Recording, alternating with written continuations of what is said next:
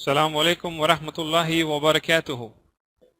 As you can see, today's session topic is mental health and jinn possession, and this topic will be delivered by Dr. G.Hussein Rassool, inshallah ta'ala.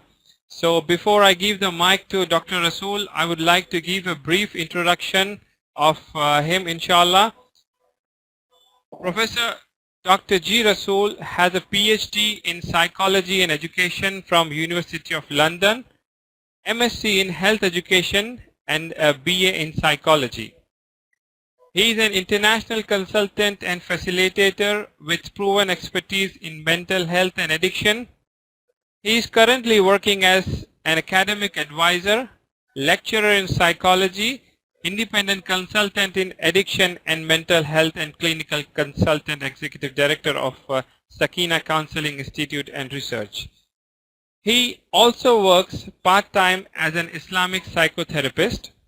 Dr. G. Rassool has been a visiting professor of psychology of addiction and mental health at the University of Sao Paulo, Brazil. His previous experience was a senior lecturer at the Department of Addictive Behavior and Psychological Medicine, St. George Hospital Medical School in University of London, England, where he developed many unique academic programs. He is a fellow of a Royal Society of Public Health and served as a news editor, editorial board member of international journals in the UK, USA, and Brazil. He is an author, editor of 8 books, and has published over 100 papers and reviews.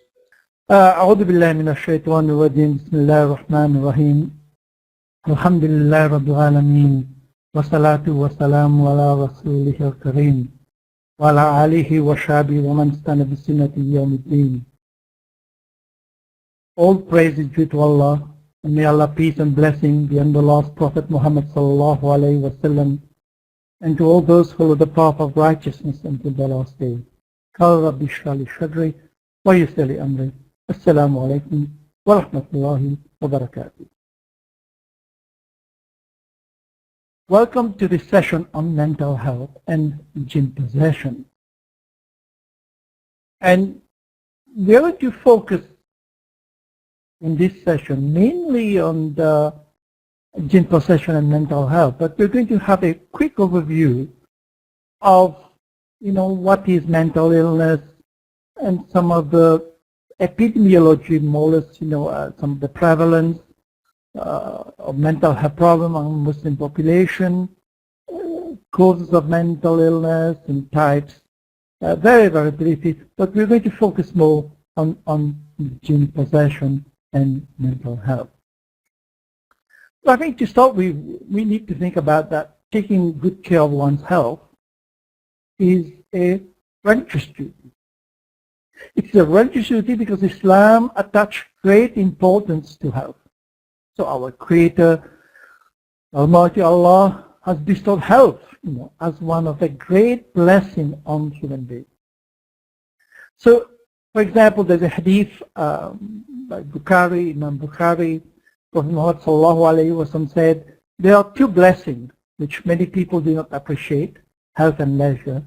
He also said that no blessing other than faith is better than well-being. So health is very, very important, and that when we talk about health in this context, we're talking about physical health, psychological health, as well as spiritual health, because the word health itself is holism, it's holistic. The word, it's an Anglo-Saxon word, means holism. So when we talk about health, we talk about the physical, psychological, or psychosocial, and spiritual health. Now, what is mental illness?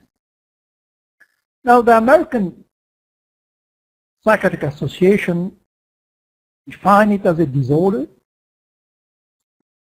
that affect a person's cognitive in thinking, the social, the emotional, and behavioral state, or the particular abilities.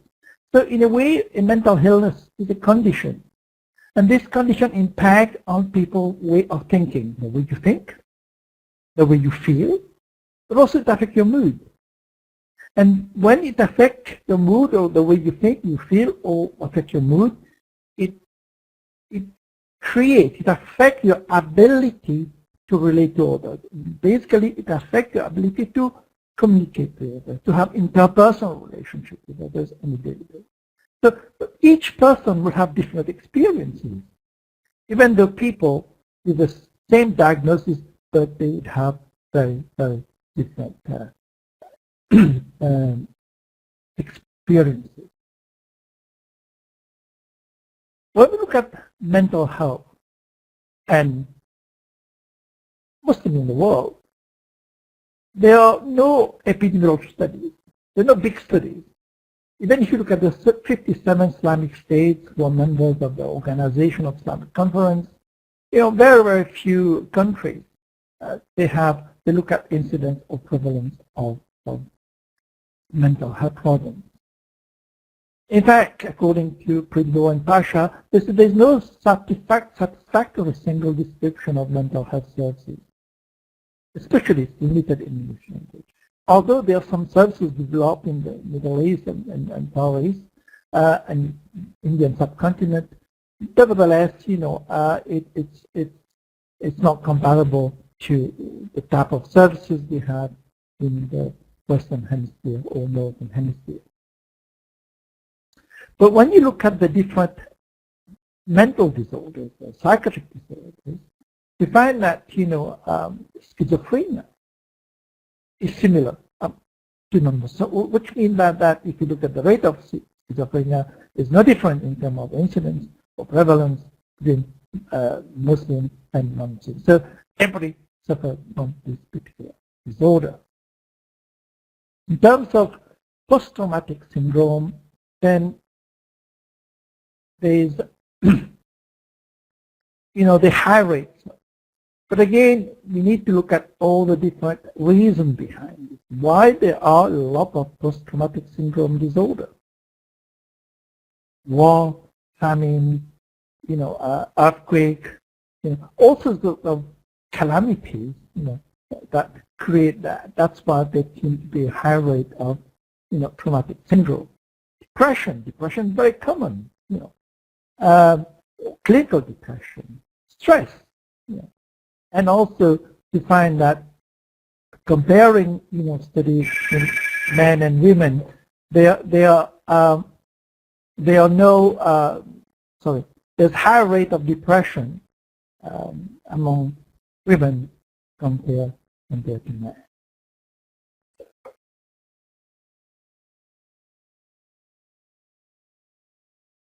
If you look at studies done internationally, and in Pakistan, in Malaysia, and Saudi Arabia, it shows that low rate of suicide prevalence among the population. One would expect that. One would expect that there will be low rate of suicide because, we know suicide is haram. And also, there's another problem, possibly because of lack of reporting as well. But when you come to ideation, more or less, suicidal attempt or thinking about suicide is very common among women who experience all sorts of conflict or acculturation or intergenerational conflict. But we have to be careful about this data because, some of this data, they suffer from methodological problems and excuse me, and there's no reporting facility. So there's a lot of, you have to be very careful of looking at this data because, like I say, they have problems in terms of methodology or reporting. Now, anxiety and depression,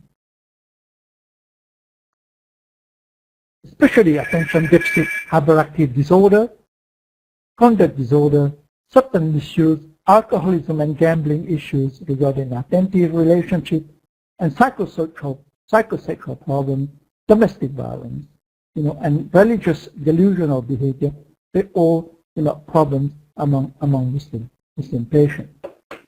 So in the US, for example, and that's found in the UK, And in the United States, the common problem reported are anxiety, you have hate crime, stigma, and also, again, post 9/11, you have high rate of post-traumatic syndrome.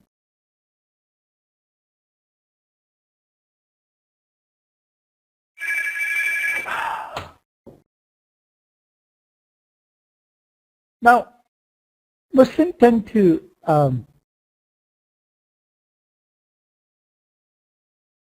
attribute mental health problem to all sorts of phenomena.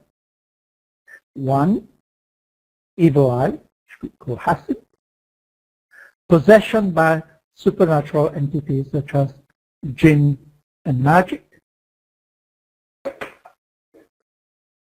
But also we know that, how the worldview of Muslims in terms of human suffering is that sometimes they regard it as a form of atonement for their sins, or it is trial or tribulation, or it's a test from Allah, or Allah is punishing them because they have done some bad deeds or they have committed sins.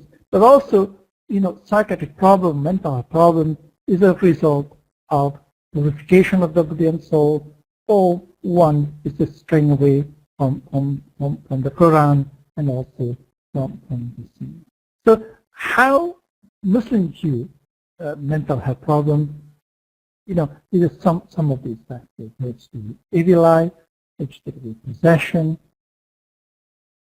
magic, jinn, or it's atonement of sins, or it's part of life, calamities, a trial and tribulation, or tazkiyah, purification of the body and soul, or we have a move away, or our iman is not that strong. Our iman is very, very weak.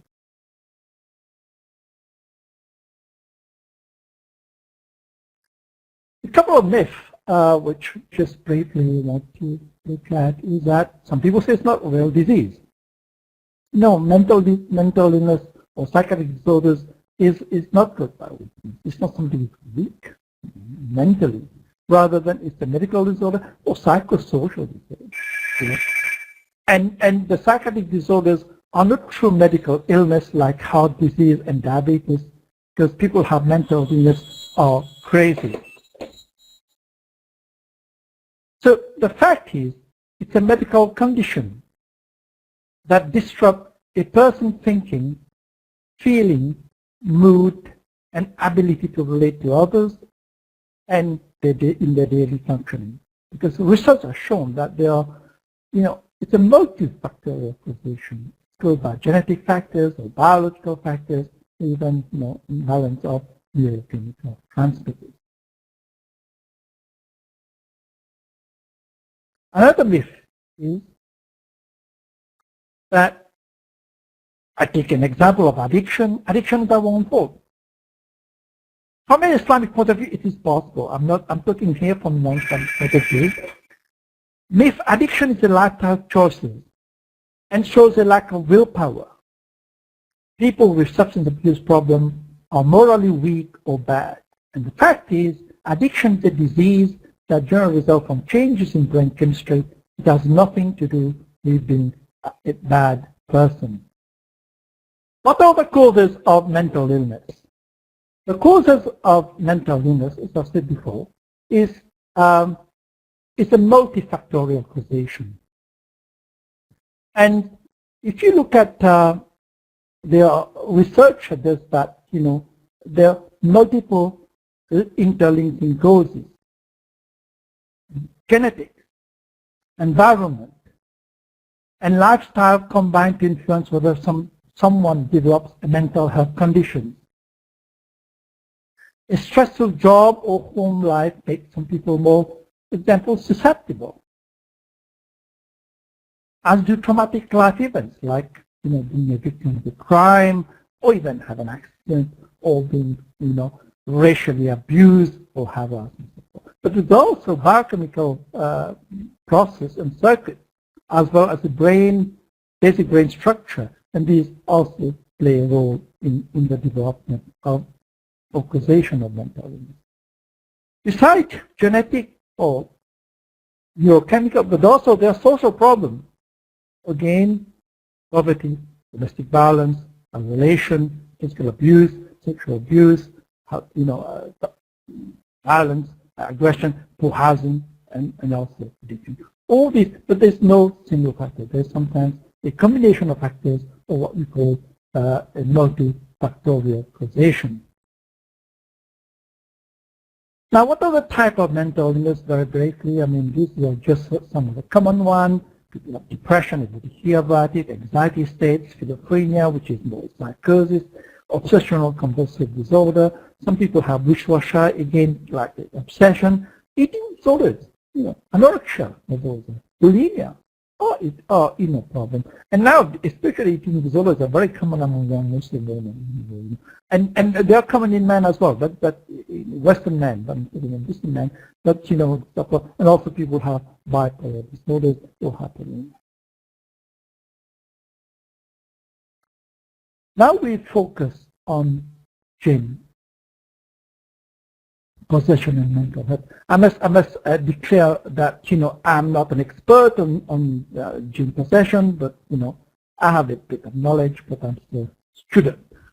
So we know that in recent years there's been a lot of hype, in fact, a lot of publicity about Jinn possession. In fact, it becomes so trendy, in fact, because it's easy to say we have Jinn mental health. But again, we have the publicity about Jinn possession, black magic, and that's many parts of the Muslim world anyway. And also there's a trend in terms of a business there, in terms of dealing with that, but that's another set of issues. But if one listens to the symptoms, for those affected by the issues of those issues, now you can notice that some of the signs and symptoms are the same between Jinn possession and mental disorders. I think some of the signs are in the latest edition of what we call the DSM 5, which is it's a manual which is people, psychiatrists, and a lot of signs and symptoms, and you can categorize psychiatric disorders, but also in ICD-10, which is the international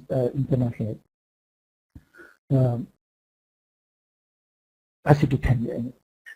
So, but what happened? These symptoms are similar between psychiatric disorders and Jinn.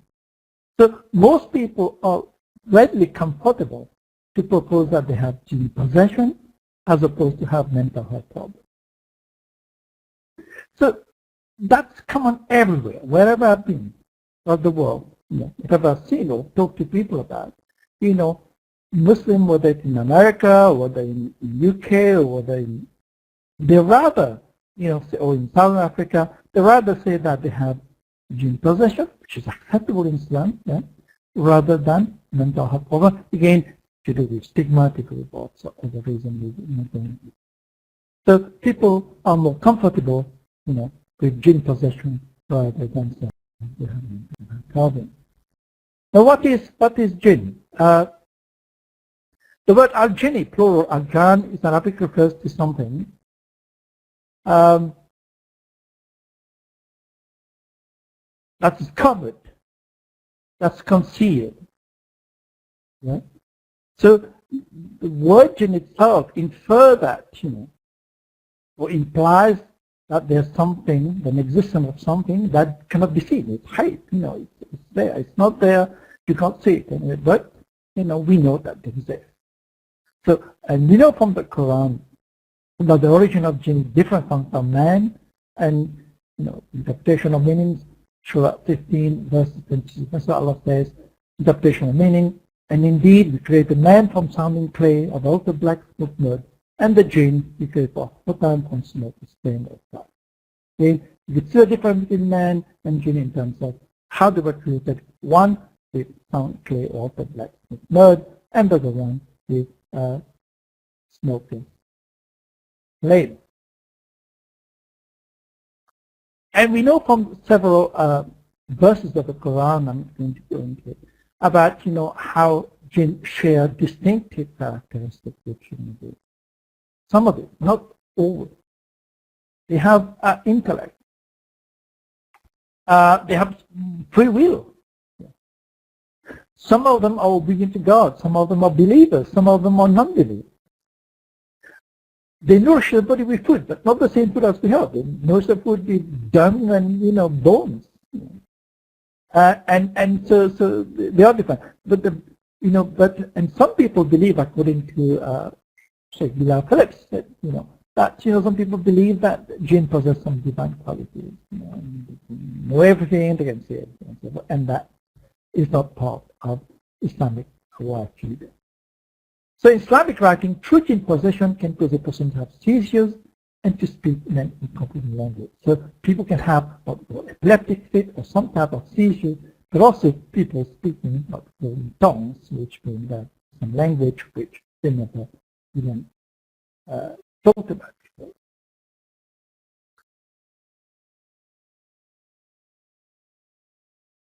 Now, what are these symptoms? And some people divide it in three parts, in three categories. Those which occur when one is awake, those which occur when one is asleep, or sometimes there's some changes in behavior, and as if this is not the character of the person, this is not the temperament of the person, this is not what their baseline behavior is. Suddenly they change. It's like we say, out of character. But again, some scholars would say that we have to pay attention to 6 categories of jinns. The one appointed to whisper at the time of salat, especially when we did away wudu and we start salat, because they don't do it at adhan time because they ran away. But once salat starts, they start whispering. There's one who likes to separate husband and wife, creating marital dispute.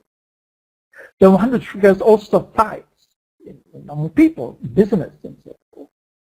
The one who beautifies lives to people. He makes everything beautiful. He makes haram thing beautiful. He makes, halal thing ugly. So people choose beauty people. And one who is spared at the time of calamities, of trial and tribulation. And also the one who makes people fall into zina or into adultery. So there are some scholars say there are 6 categories of these jinns which we need to pay attention.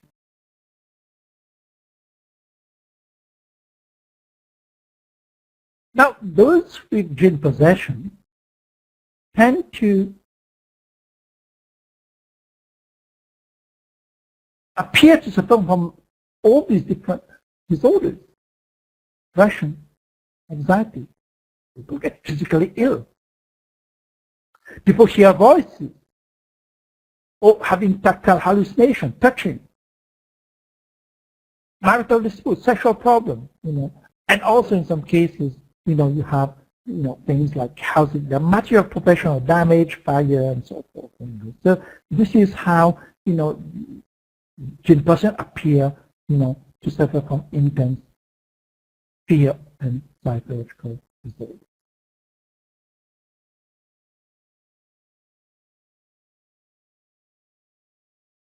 When one is awake, you can notice sometimes people, if they have jinn possession, they're going to run away. They're going to turn away from actual worship. They can't hear the Quran. They don't want to remember Allah. No, they can. And when they read of the Quran, they can get aggressive, or they push people away and so forth. And we know that Allah said in the Quran that it's official meaning that whoever tends away blindly from the remembrance of Allah, we appoint to him the shaitan to the Karin. The Karin is a companion that's with you all the time and whisper to you all the time, especially in Salat. And really the shaitan hinders them from the path of Allah, and they think that they're guided all that. So these people tend to have all sorts of behavior, erratic behavior which is out of character, behavior which is not consistent with the normal baseline behavior in the things they say, in the things they do, and so forth.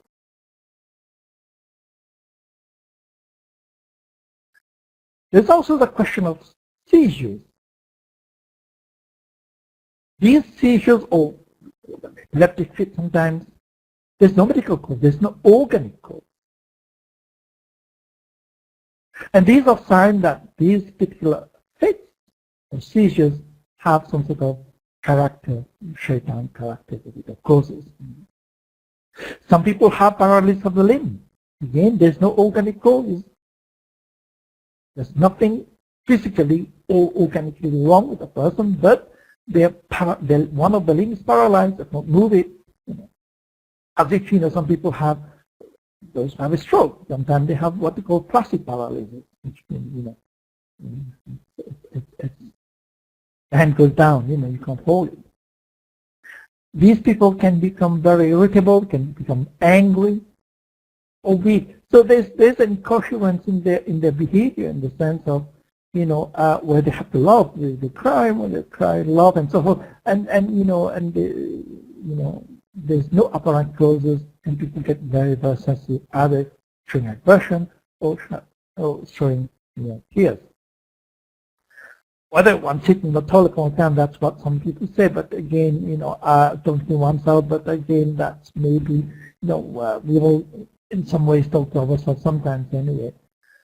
Constant headache, I think that's a very important one, because again, people have constant headache and there's no explanation, no matter how many painkiller to take and so forth, and it doesn't make any difference, and it's constant, and that makes people irritable and so forth. So that's irregular menstruation in women. And also we find that some husband and wife cannot have children, although they're physically or psychologically healthy, but they are unable to produce. And and also depression. Here depression is not necessarily what we call clinical depression, from my experience, to do with intense sadness. And it's widespread. It's in fact one of the widespread. And because some people have mild sadness or feeling blues, this is natural emotion, normal emotion, which hardly anyone can escape, not even a believer. But in this type of depression, this sadness increase and take over a person, and this later on can become clinical depression.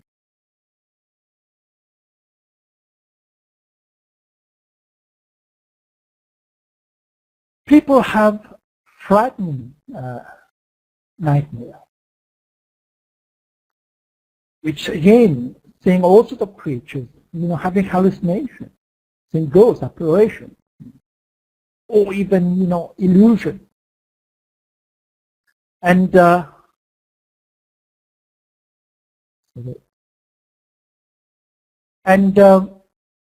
people have insomnia, which means lack of sleep. I'm sorry about that. I can't control that.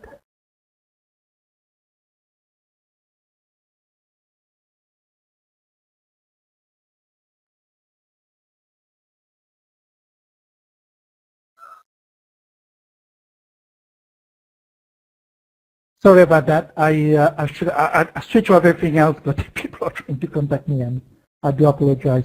Let's go back. So we have people have all sorts of nightmares. Bad, it's not just dreams. It's about very bad dreams and apparitions. And people have, like, sleep, anxiety, and they have fear of waking. Again, that could be a sign of depression as well. And talking loud in one's sleep and moaning and going. And some people have delusion. They have false belief. Epilepsy, as we mentioned already, people have epilepsy, and again, there is no organic cause, and it's difficult by gene possession.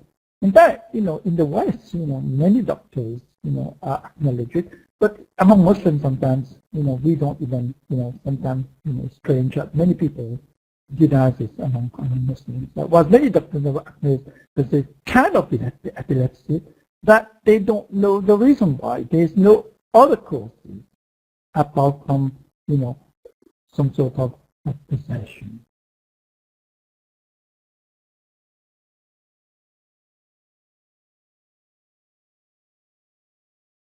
It's pretty, if you look at American, the DSM, what we talked about before, the manual for diagnosing, but speech question is not recognized.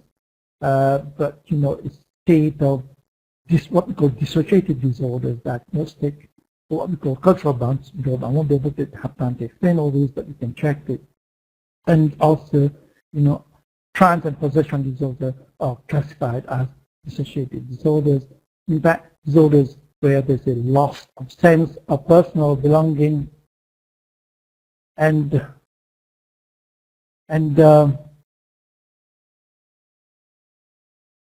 loss of belonging and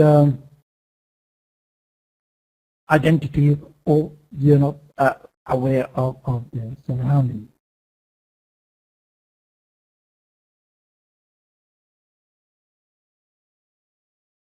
So in clinical variety, both mental health problems exist and have slightly different symptoms and widely different causes. However, in some cases, there is a mixture of both gene possession and mental health. But I think that's it's very rare that people would have both together. It's very rare. Some people do have gene possession and mental health problem, but very rare that they have both at the same time. A lot of clients I get, which is referred from somebody, an imam, basically they're already going through and they don't have gene problems. They tend to have depression, anxiety, obsession, or marital problems. But again, as we said previously, there's a lot of overlap between gene possession and symptoms of mental health problems, and sometimes it can be seen as one of the same thing. Now, it's common for people with to confuse what we call dissociative disorders. And as I said, the dissociative disorders is to do with somebody who have a total loss of sense of personal identity. They don't know who they are. They have like in a way inverted commas, split personality. And they're not aware of the surroundings. But you find that also in schizophrenia, and so there is that in gene possession, but also in schizophrenia. So people can be confused, that that people are having schizophrenia, or they could have gene possession. But the difference is that in schizophrenia you have delusional aspect. And this delusional aspect is associated with interpreted as dissociation. Now, the difference is that with schizophrenia, there's not that physical experience. But in gene possession, there's that physical experience. There's that physical evidence, which is clear in gene possession as compared to schizophrenia.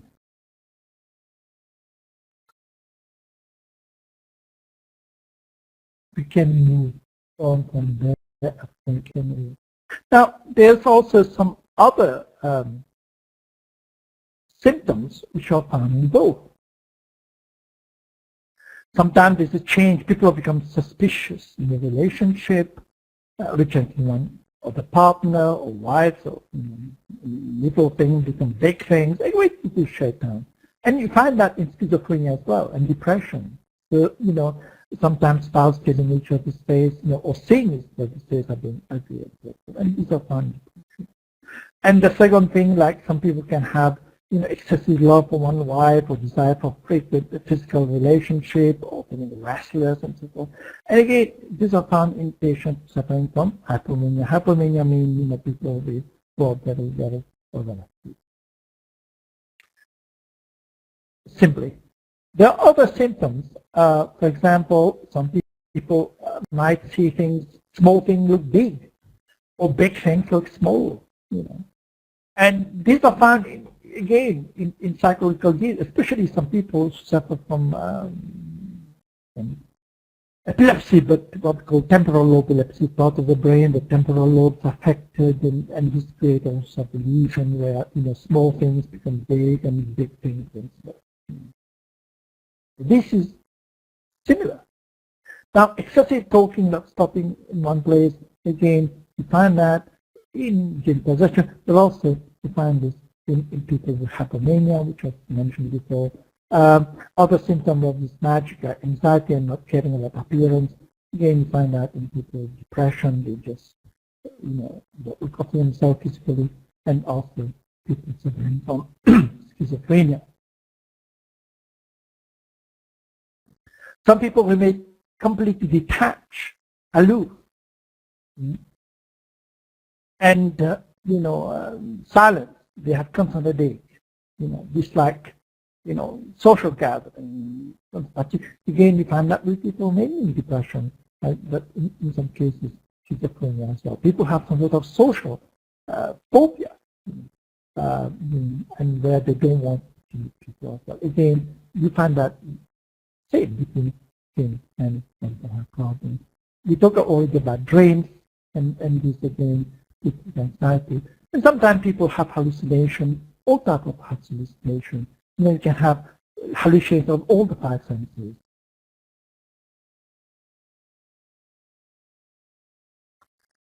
We already mentioned it again about doubt. People have suspicion, you know, doubt. And this is what Shaitan creates, you know, and, you know, create doubts and certainties, desires as well. And you find that with patients, especially with people who are paranoid. People are paranoid tend to have delusion. They think that people are going to kill them, people are going to poison them, people are going to do all sorts of you know, talking about them as well. You know, sometimes people think, oh, you know, they always talk about me, and you know, they whisper and so forth. And these are, you know, sometimes, you know, that's true sometimes, but most in case pathological cases, people cause paranoid. And then pain everywhere, pain, you know, all part of the body, you know, and all, you know, people suffering from, you know,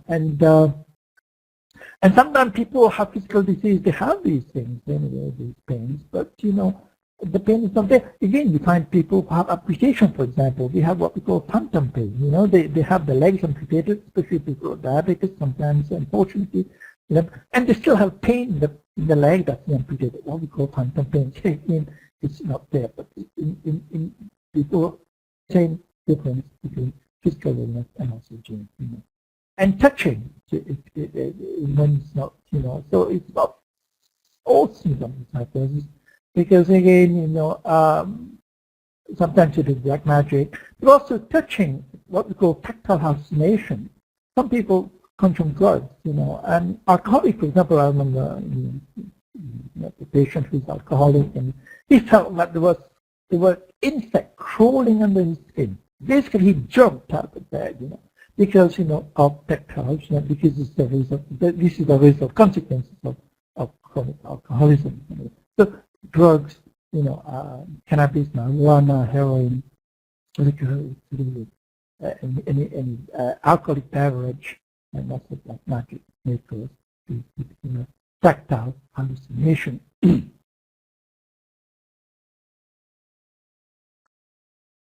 Hearing voices in this common in patient with schizophrenia, and you know, patient with also feel presence of some idols and human person when they are not present, and like I said, small people, big people, small and so forth, and sometimes today we shake.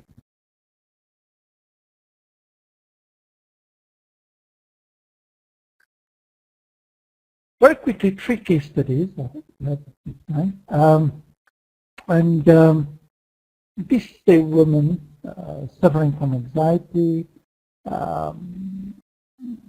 showing restlessness and insomnia. She was taken in the witch doctor's wrong thing there. The healer gave her taboos or taboos, whatever they call it, in different parts of the world. It's something that you putting something on it and you put it on your neck or carry for drinking water or anything. But when this didn't work, she was hospitalized and basically she was, diagnosed as depression. And she used to forbid her husband coming near her because, because of the taboos were precious, and also, you couldn't have intimacy because she's wearing, this very, very important thing. And that create all sorts of problems in the relationship, and consequently, anyway, afterwards, after counseling, she had some sort of pharmacological intervention. She she got better and so forth. And then she found out that that is not important. So she was treated with both medication and also counseling. Another case study, sorry, it's all women, but we include those men as well. But there's no history about this person in terms of psychiatric history, and the person became withdrawn, stopped communicating with people, and sort of extreme sort of phobia, and stopped eating and drinking. And they found that there was no organic disease, and and severe depressive illness, but again, the family and she underwent, because of the severe depression, probably there was a limit of suicidal tendencies there. So she was given the therapy, and but the family wasn't happy about it. They thought she was possessed by Jinn, and so but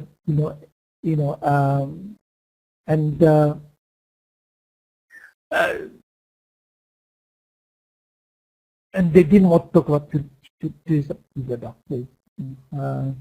And anyway, she was treated later on, and after a few sessions of Rukia, her condition improved and she resumed eating and drinking. In fact, she had no explanation what happened. Basically, she remained in the yard without medication, so she was treated. So she basically didn't have depression, but she had problem. Jinn. And the third one, again, somebody experienced high fever, confusion, and her speech became incoherent, and and doctor physician diagnosed her having some sort of typhoid fever, and prescribed antibiotics, and the family.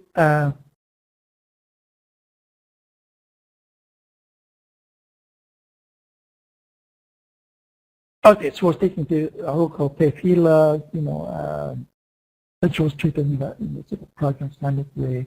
But, her didn't work anyway, because she carried on having all sorts of problems, and also having epileptic seizures. And on physical examination, she was found to have problems with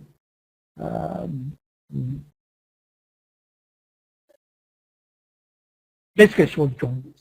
And she had a swelling of the liver. Basically, she had a condition of enlarged liver, but also enlarged spleen, and that's why she had jaundice. And in fact, she was found not to have gene problem, but she had malaria, and she was treated. Again, you can see sometimes to the physical disorders and people in Jinn, and sometimes to the Jinn to psychological physical disorders.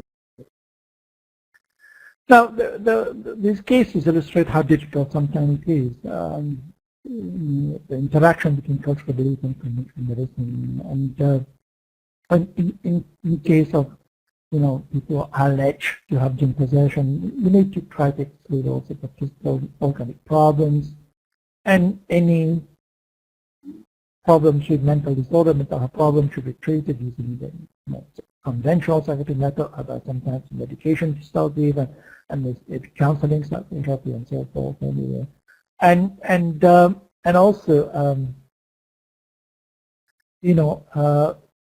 sometimes when the problem when traditional medicine conflicts with culture or religion or belief, then, you know, the whole therapy, the whole rapport, the whole, you know, relation kind of thing.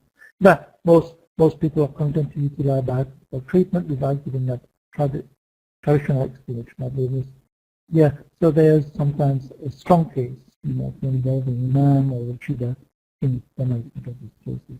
And again, there's somebody going to talk about this. So in conclusion, and is that, you know, we know that, you know, the large, significant, you know, amount of people living in the West, Muslims, and we need to understand, you know, that all the mental health needs of this community. We also know that our religious belief and practice have an impact on mental health in individual families and communities. And sometimes the lack of understanding of the interplay between the religious influence on health or sickness behavior can have, you know, a significant effect upon, you know, access to care, but also delivery of care in terms of whether it's counseling or traditional treatment. I'll stop now. سبحانك اللهم وبحمدك أشهد أن لا إله إلا أنت أستغفرك وأتوب إليك.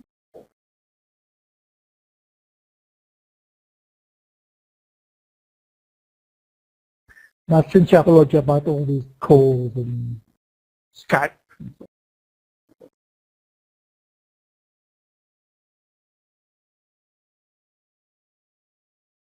I think it's question time. Am I correct? Yeah.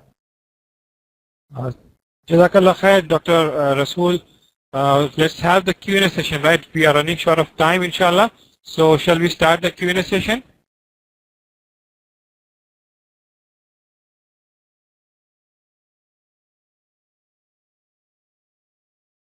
Okay, what I'll do, Dr. Hussein Rassool, I'll just quickly read the question for you, inshallah, and then you can address to that question. Is that fine, Dr. Rassool?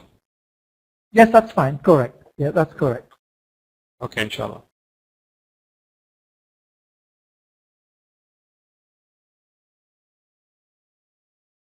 Fine. We have a question here. How to differentiate between hallucinate and ghost? I'll type the question. Hallucination. Yeah, hallucination. Hallucination is that, you know, there's nothing there. It was an illusion. There's something that, for example, for illusion, you find the curtain moving and you think there's somebody, you know, behind the curtain, but there's nothing there. That's illusion. Hallucination, there's nothing there. Ghosts, you know, it's there's nothing there, but people experience it. This is their worldview. This is their reality. You know, I can't. Like I say, I'm not an expert on it. So I can tell you, I've not ever seen a ghost. So I don't know. But sometimes you can feel. You can feel in the presence of something which is not correct. So it is very subjective experience. Okay. Well, there is another question, Dr. Hussein Rassool. Does magic resemble anxiety disorder? No, I mean, we all suffer from sometimes a little bit of anxiety. Anxiety sometimes is quite a motivating factor because it's good, it motivates us. But sometimes it's too much, we can't do anything. No, it doesn't. But as a result of magic, you could suffer from depression or schizophrenia, or, you know, so it could be the consequences of magic. That people, I don't think people have anxiety disorder. I suppose, you know, you may have, but it is very, very severe. So it doesn't resemble it. It could be the consequences of it. Okay? Fine. There is another. There is another interesting question here. Interesting question. Can we be the friend with good jinn for our good reasons? No, according to our Aqidah. No Aqidah Ahlus Sunnah wal Jama'ah. No, there's no, we can't. I'm sure Dr. Bilal Khalid mentioned that as well. No. Okay, fine. For our good reason. Next one. Okay, here is another question. Yeah, there is another question, Dr. Rassool. What causes jinn possessions and what cures it? What causes jinn possession? That's a very interesting.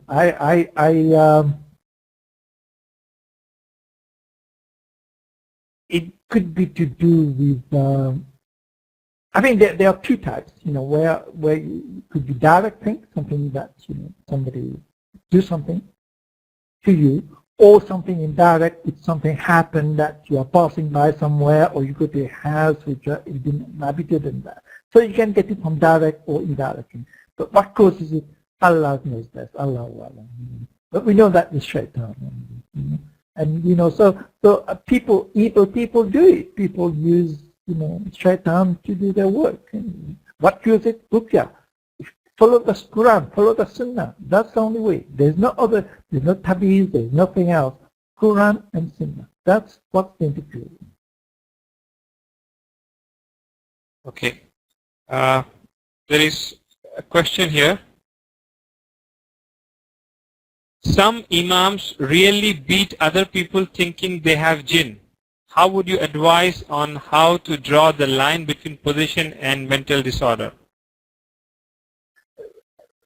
Yeah, I mean, I've heard it. I think something happened in the UK, in England, where somebody beat a young girl and she died, unfortunately. And I mean, I can't comment on it, but all I can say is that one has to be very, very careful, be very cautious. There's beating and slight beating. There's challenging and physical moving, but also there's pure aggression. So again, it's to do with the person, and we have to comment on that. On how to draw landing points and mental disorder. Like I said, the symptoms are the same. It's through tests. You can test. Both of them can be tested. The only way you can do it is by testing. Ruqya, or you can get an assessment of somebody using all sorts of whether it's mental disorder or not. Like I said, sometimes people have both. That's very, very.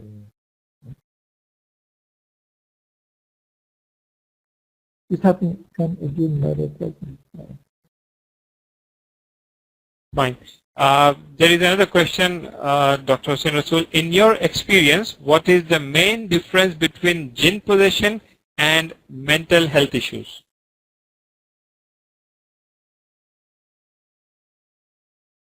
The difference in terms of the symptom, like I said, the sign and symptom are very similar sometimes. It's very, very hard.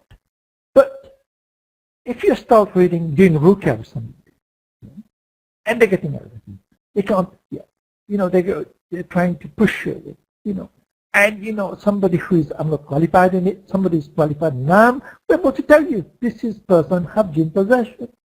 But the symptom will be similar to somebody having, mental health problems. So that's the difference. Okay. Can the epilepsy related to jinn possession assessed by EEG and MRI? That's a good question. I don't know. No, because I would think, just my opinion, okay, I may be wrong, correct me please, anybody. I would think that they won't, no, because if there's no organic causes, then you won't choose. That's my opinion, okay? Please, you better check it. It's pure opinion. I don't have a fact for that. But I would think that, if there's no organic causes, it won't show. But if it shows, then I may be wrong. But I doubt it very much. Yes, okay. It's related. Yeah. Okay. Next question, Dr. Rassool. From Hadith, jinn lurk in bathrooms and graveyards and places like such. Any correlation between possession and those who spend a lot of time in places like that? Okay, that's why when you go to the bathroom, before you enter the bathroom, you seek refuge in Allah. That's common. That you should do that, And especially jinn-like, to be very, very careful always seek refuge before you enter the bathroom. Say in the bathroom, greater. But also not only greater, but also houses that are not inhabited. If a house is not inhabited for a long time, you find jinn tend to go there. So a correlation of people will spend a lot of time because that I don't know. It depends what you do there in these places. But I mean, but also always do prevention. Why wait until it happens? Seek refuge. Seek refuge in Allah. That's the most important thing first. And then, if you spend time there for some bad reason, then it's okay. Okay, fine. Similar question again. What is the basic difference between jinn and disorder? How we can differentiate it? How is it coming up on the board? How is, sorry, can you say it again? What is the basic difference?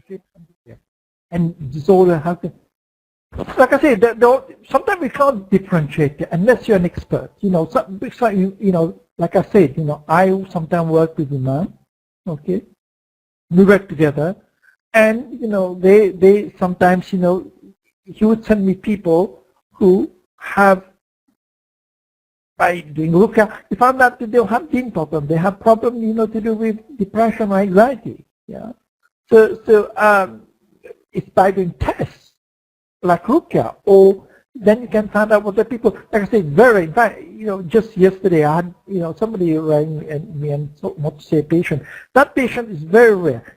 She's got both mental health problem and jinn possession. So she's still having ruqya, but she's still coming to see me for, Islamic counseling and stuff. So she got both anyway. Yeah, but that's very rare. Both. Okay. Next one. Okay. Next question is, my husband feels jinn sitting in his hand. What should we do to cure? Does hijack helps with that? Right. I mean, that's again seeking refuge in Allah.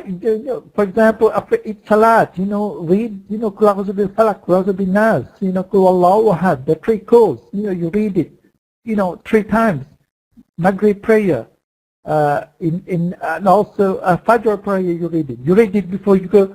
You read it before you go to sleep, and you read it before you go to sleep. If your husband feels jinn sitting in his hand, again, I can't comment on that. But what I'm saying to you, he's got to read. He's got to use the trick all the time. Somebody mentioned about Surah Baqarah. In fact, it said, the Australia of Surah Baqarah. If you don't want, jinn to be in your house, you have Surah Baqarah all the time. You read it, or you recite it, or you hear it.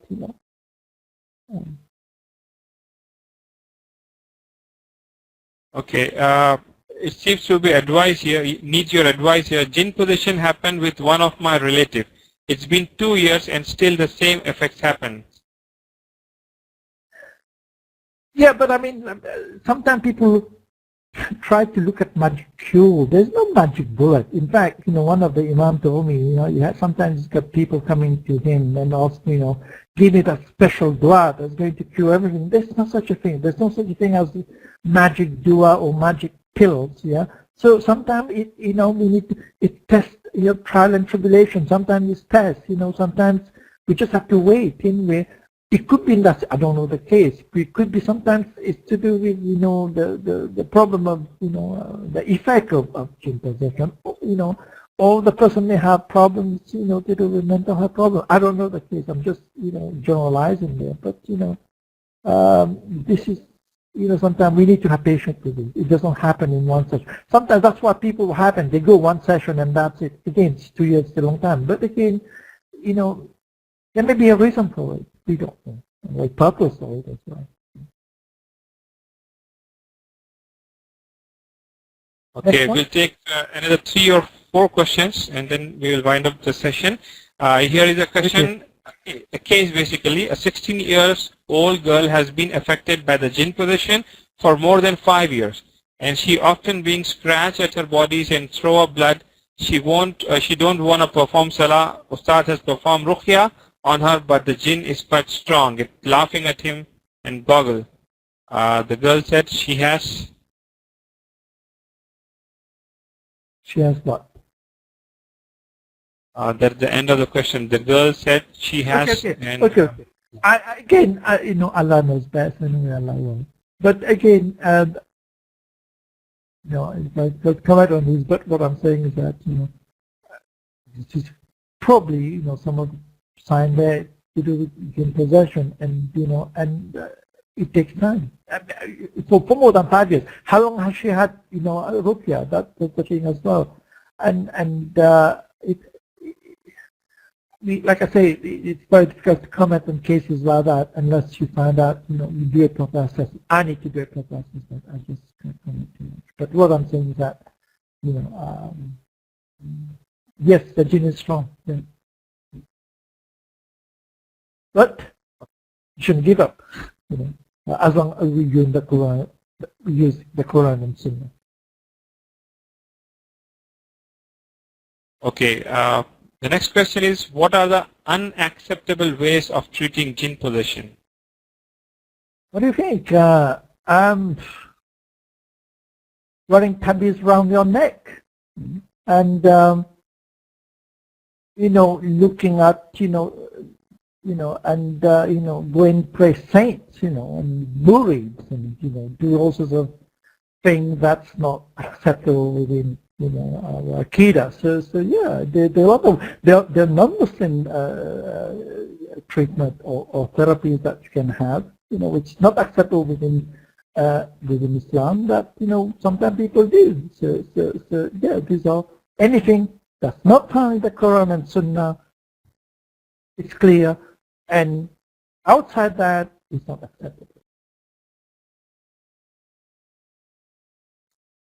Okay, a short question here: how to protect oneself from jinn? As I said before, you know, you want to protect yourself. The trickle, you read 3 times each in Salatul Fajr. I would, you know, advisable to read in every, you know, every Salat. But also, Salatul Maghrib, you read 3 times before you go to bed. You know, you read it 3 times, and, you know that, you know, Ayat al-Kursi also, you know, is useful.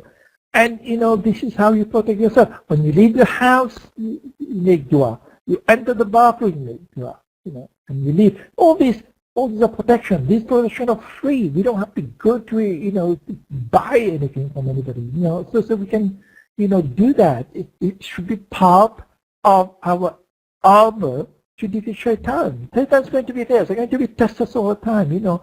Especially when in Salat, it plays with us. You know, it tries to make us distraction. But nevertheless, you know, we are human. Sometimes we fall into the trap. But at the same time, we can protect ourselves by the trickle. Surah Fatiha, you know, two things about, you know, Surah Fatiha, you know, for Ruqya. This is we look at, well, Surah Fatiha is Shifa. Yeah? And there's, you know, evidence from authenticity that this is done. Okay, next one. Next one is how to know whether disease is due to magic or it is some health problem like schizophrenia. I hope I pronounced it correctly. Again, if you do a proper assessment, look at the person's culture. If you're Muslim, you know where it's come from, you know what the culture is, what the worldview is, you know how they view illness, and sometimes, you know, again, by doing tests, by doing ruqya, you can. And, you know, sometimes, like I say, it's easy sometimes to say that we have jinn possession rather than schizophrenia. But sometimes, you know, people who, you know, have schizophrenia look as if they have possessed by jinn. So you do what I'm saying, test, but I mean, test is just like filter, like that. But again, like I said, a lay person is difficult to find out because you don't know what you're looking for. Was a professional with a lot of experience in transcultural psychiatry, you know, they'll be able they're able to advise you on this. Okay. Okay, fine. Well, one last question in just a minute, Dr. Hussein Rassool, because we are going to start another session on pregnancy depression by Sister Bila Khan. Just 4 minutes to go. So let's have one quick question, inshallah, and then we'll close the session. And our question is, can ladies do ruqya or heal jinns? That's interesting. I don't know. Allah knows that. I don't know. I never, but I mean, you can do it. You can read, you can do it yourself. But again, I'm not into the detail of it. Some people say, if you do it on yourself, then you don't go to paradise. That's their own story. But anyway, you can. I would think that I don't know. I think because you can read the Quran, so that's my personal opinion.